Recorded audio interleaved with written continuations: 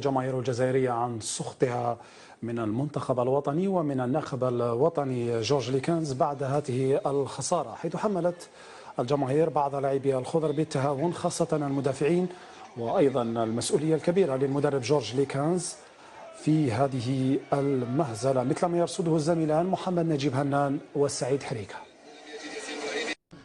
مقابلة في الشوط الأول كانت في تما من جهتنا لعبنا مليح.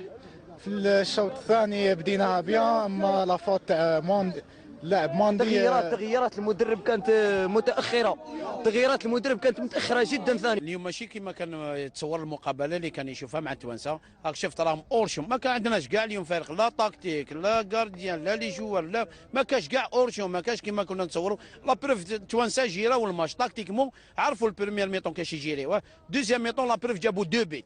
لا المنتخب التونسي كان افضل منا في الميدان، بدليل انه كان يلعب بالروح القتاليه، عكس المنتخب الجزائري اللي دخل الشوط الثاني بدون روح قتاليه.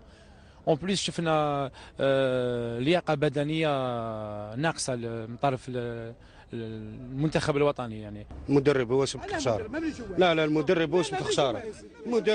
مدرب طريقه اللعب اللي كانوا يلعبوا بها المنتخب الجزائري من قبل ماهيش تلعب دركا راه يلعب فيهم طريقه لعب غير يلوح البالو صاي.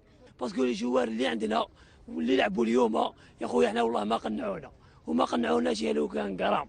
ويا خويا احنا نقول لهم سمحوا لنا، احنا نقول لهم سمحوا لنا، باسكو هما خيبوا ظنهم فينا، يا ما قيمونا، ما داروا حتى حاجه، يا والله العظيم غير واحد غير غاتو عمر.